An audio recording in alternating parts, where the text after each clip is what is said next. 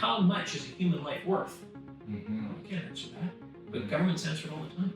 Yeah. They figure out how much it's going to cost to put a traffic light up over a stop sign.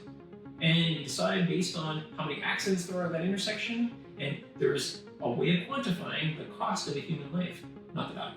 This is such rich stuff. I have to make sure my camera's recording. Okay, sure. I would hate to lose this. Am I checking? Sure. So Rob, thanks so much for joining us. My pleasure. And say again, tell us, those who don't know you, kind of what your role is here at Sir Memorial Hospital. The most important function that I serve is trying to go between the health authority, whose objectives are to deliver care at a system level, and the individual physician practitioners who are trying to deliver care at the individual patient level, and making those two things merge in a way that allows for efficient care to be delivered to every patient, every time. Sometimes one of the best things a leader can do is assist those that they're leading to bring their talents and insights to the forefront. Right. Could you break that down for us? Like how does a leader do that? I remember when I was first in my role, so 5 years ago, my dad said to me, wow, you're the medical director for at that time, the second biggest hospital in the province. That's a really important job. I said, my job is actually no more important than any of the other people that I apparently, that ostensibly work under me. I just have the ability to influence other people's lives much more profoundly, so I have a much greater responsibility to make wise choices. I recently talked to my mom and dad about what is the role of the elderly. Wow. Right? In society, where we have this challenge where we look at COVID, for example. The elderly have two roles, and I would branch that out to the elderly, the frail, and the vulnerable. Have two roles. One is active and one is passive. The active role is to be curators of stories.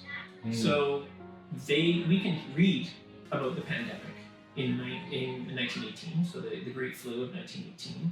The problem that I think we have is that we don't have anyone who's alive that has a memory of that pandemic. So the role of the elderly that's active is to be a repository for knowledge, not just facts, but what it felt like. Right? And it allows us to have what some might even call a transgenerational thinking approach. The second role is a passive role, because at some point in our lives, we are all going to be frail, elderly, and vulnerable. And so the society that we create today and the way we treat our elderly today is going to be the society that we exist in when we're in that state.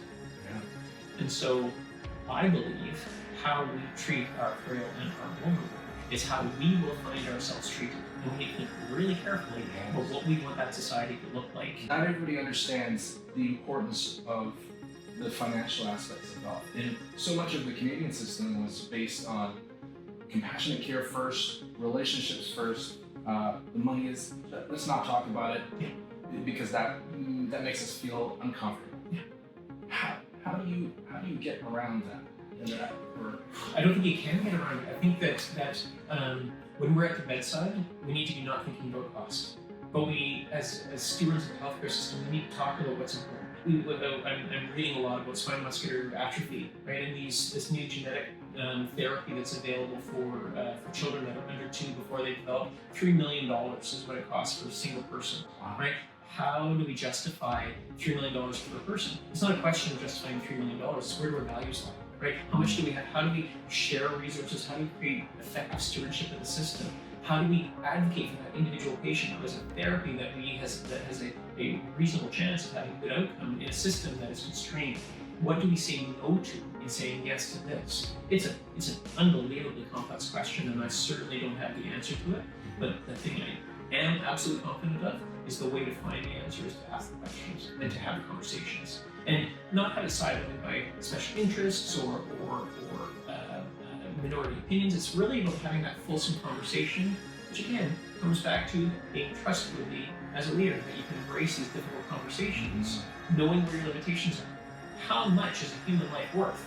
I can't answer that, but governments answer it all the time.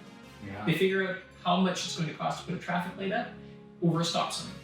And you decide based on how many accidents there are at that intersection, and there's a way of quantifying the cost of a human life, not the value. Right? So what cost are we willing to bear, but not the value? It's that disconnect. It's Benjamin Franklin's quote, economists are the people that know the cost of everything and the value of nothing. Right?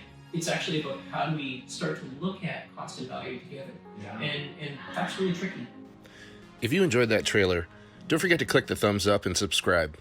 You can find the link to the full-length episode in the description below.